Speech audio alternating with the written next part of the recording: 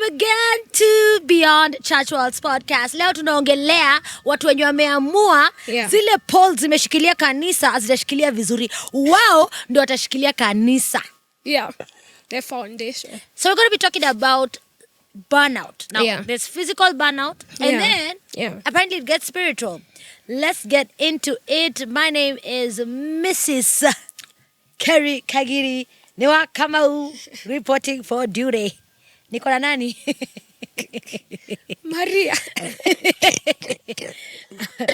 I'm sorry. Maria in her cough. Don't worry, you'll be fine, mama. Tapona tushapitia hapo. Hapo bali uko. Tulikuwa hapo. Tulishapita. And our posse in the building. Pastor Moses. Karibu sana. Yaani Kerry umeamua tutapumua. Unapumuliwa nini? Hatutapumua. When I was single and suffering, I suffered in public. I will celebrate in public. Hallelujah. You know, I hear there are guys that every time my wife, sasa wewe pia nimeona. Mimi nakuona pia wewe ni my wife. Na kama wife guy. Vile na kuna ka energy unanipatia na what someone zako ndakustalk. Kama my wife. Ndakustalk. Interesting. Let's talk about burnout. Maria, have you ever experienced burnout? Yeah. No, seven ni pale K crew. Anyway, hi guys. Hi K crew guys. Love you. I was really sold out to the church. Yeah. And unfortunately, in my head of heads, I knew that I was the one who ought to be there. Come on. So kama ni media niko hapo, praise and worship, karibu niko women ministry. And I did that for a long time. Yani unaingia kanisa asubuhi, unatoka later in the evening. So you don't even have time because you're working up to Saturday at 1. Go to church for prako, Sunday mpaka saa 9. So when do you rest? Yeah. Now, if you don't rest, then that means you don't create time for God to, or your devotion time, or your there's a word I'm looking for apart from the devotion. Quiet time. Quiet time. Quiet time. So you almost don't create that, and it's subconsciously just happens. Yeah. You don't allow it to, you don't, foresee it, but it happens. Yeah. Pasi, have you managed this balance thing? Because where you actually lead a full congregation, I can imagine. Yeah. It's almost like church is my life, right? I've come to discover this balance thing. We only try. You never get it 100. There's an area of your life that will always try to play catch up. But I've come to discover that Jesus is more concerned with you getting to heaven than what you do for him. So our God is not a user. He's not like he's not a user. He's not like he just wants your labor. So if you don't do, you won't get to heaven. No. He's more concerned of relationship. So he's more relationship oriented than task oriented. Let me ask you, from where you sit, do you see someone who is heading towards burnout because of how they are giving to the ministry? Have you ever had to tell someone, hey, my friend, enda kwa bwana yako. Bwana yako anakuhitaji. There are people that you actually have to tell them now. I think it's good you're speaking in tongues. It's good that you're working here, you're doing things, but you need to go and build a life. Asijui kama mshakuta nao they seem to be too spiritual. Yeah. It's like they pray the whole day. Yeah. They're believing God for a job, but that area of their life is almost like neglected. Or they have a wife. Interview. Apply. Ayuko kwa soko. Job itampata hapo Mirema Drive. So a lady that is serving in church, but hakuna kitu social yoenda. Let's go deeper. Let's go deeper, Madaga. So you're busy hapo with church programs, but you can't seem to be found in social settings. So your social life is not alive. And some things, as much as we are spiritual, we must be able to understand that we must also be present in the physical world. It's quite important. Otherwise, you'll have been getting born again, then you die. Wow. You go to immediately. Heaven. Because I'm looking even at God himself. When he did all that he did, alikuwa na kamutaratara. Yes. Siku ya kwanza, ya pili, na kadecide this very day I'm going to rest. Yes. When he looked at it and he found it was good. So if God himself can actually rest, who thou you? I think we've got it to a place where we've become a bit religious, and it's hard to shake it off. Like me, if I don't go to church on Sunday, I feel so guilty. It's like kuna dhambi. Mungu anaweza nisamehea kweli na si kwenda kwa nyumba yake. So there are things that we've built over a long period of time that have made us more religious than even relational with Christ. But me, I'm a culprit, I'll tell you. Saturday afternoon prako, sometimes if it's women's ministry day, I've rarely done this, but asubuhi ni women's ministry 9 to 1, afternoon prako 2 to 6, Sunday 7:30, you're in church up to 2 p.m. Afternoon, maybe there's a ministry meeting or there's something happening. Monday, at least Monday mmetulia kidogo, but kuna lunchtime prayers at 1. Tuesday ni prayer service 5 p.m. uko church. Wednesday ni safari group. Thursday ni choir practice. Friday ni band practice with the worship leader. Saturday, repeat. Yeah. So all of us here can really plead guilty. Because guilty as charged. Guilty as charged. So I think it's one of those things that the Lord must continually help us so that we don't forget. It's not in the doing so much, it's in the becoming. Clock it. Because we may do until we are like the Pharisees. Then we don't become. And we don't become. My Lord. Far be it from me. And it's very easy to get yourself to that point where now it's like, as you have said, church now, it's one of those days that you tick and say, now the week is done. It's like you do it on repeat until when you even appear before God on a Sunday morning for a church service, there's no expectation. For it's a routine. It's one of those tradition things that you do that Marie and Kerry on Sunday I am there, but there's no expectation. I don't have an expectation, but I'm present. Yeah, because it's something that it's part of what I do weekly.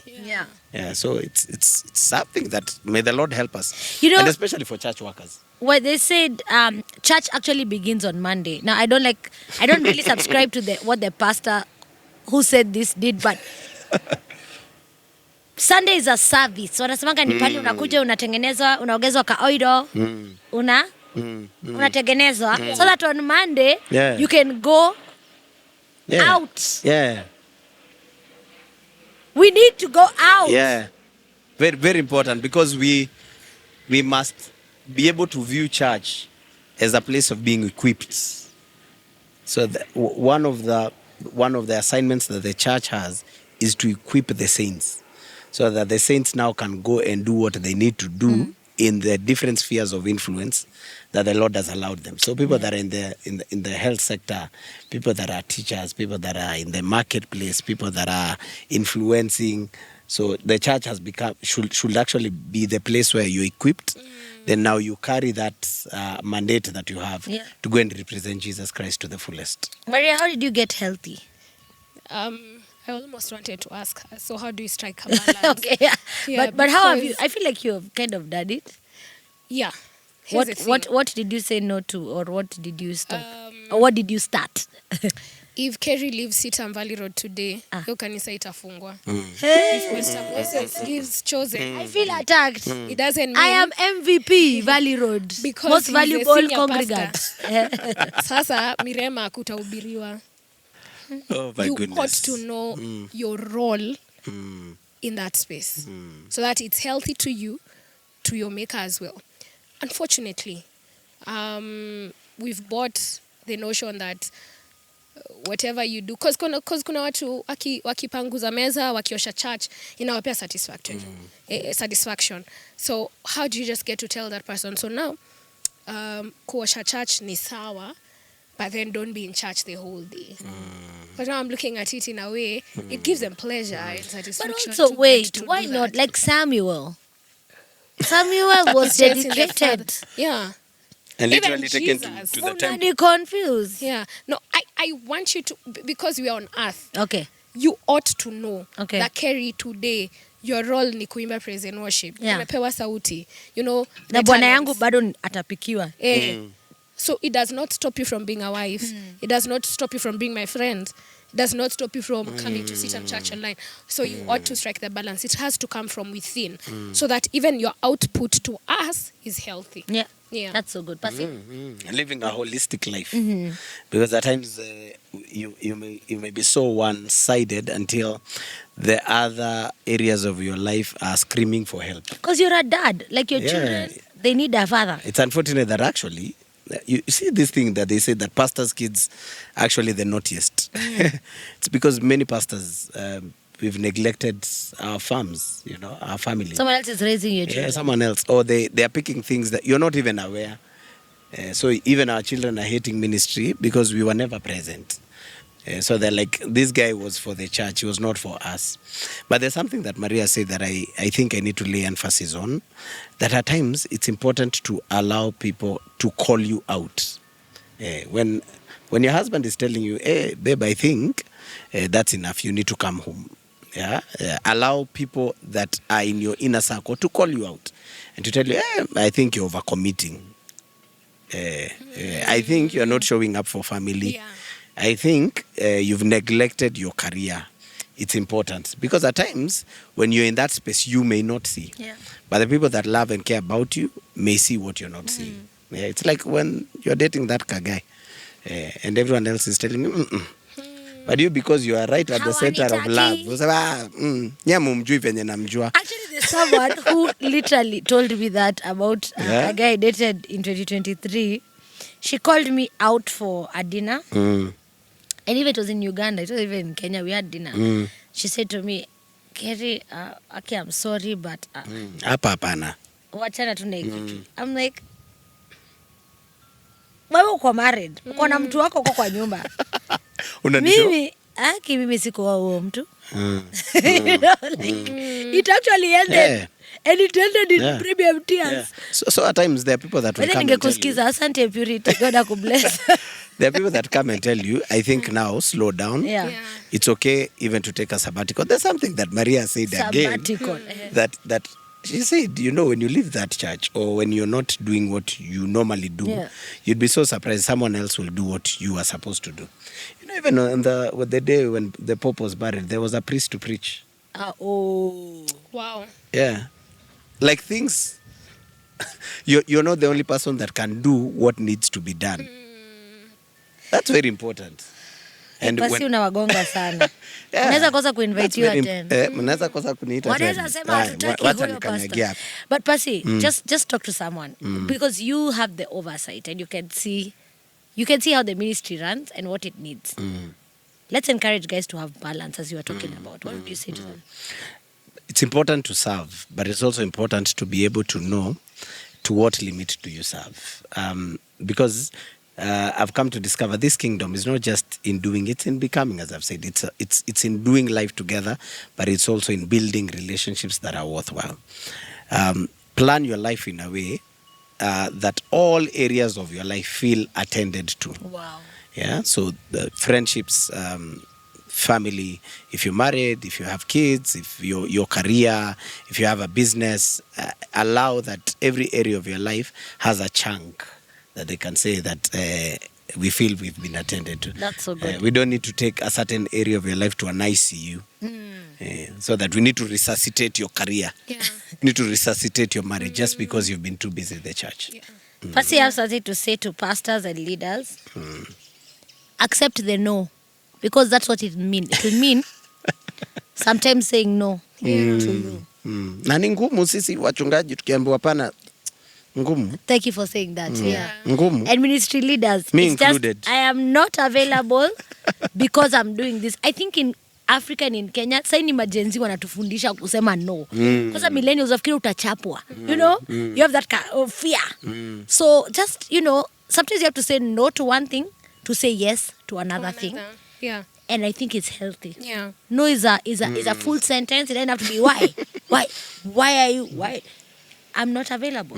Yeah. In fact, I'm sleeping. Is important. I will be resting. Yes.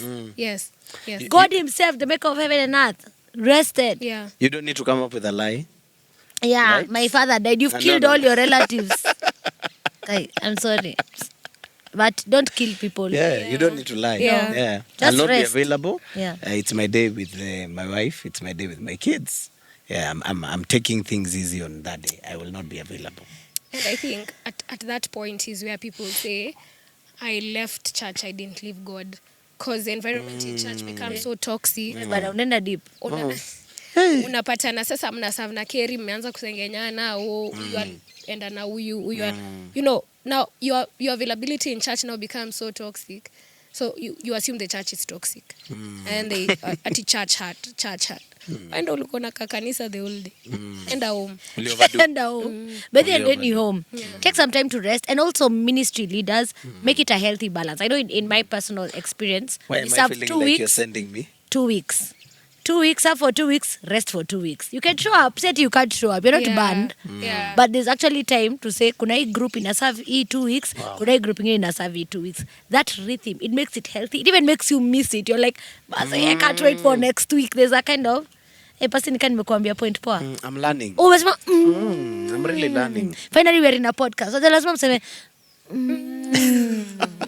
ndio mtu uko na podcast. I'm learning a lot. I love it. We're going to close this one here. Please make a date with us for another episode. We want to keep them short and sweet for you. Beyond Church World's podcast, only on CITAM Church Online. Mrs. Kerry Kagiri Kamau. Maria K. PST Moses Francis. PST. On the ones and twos. And it's Bye-bye.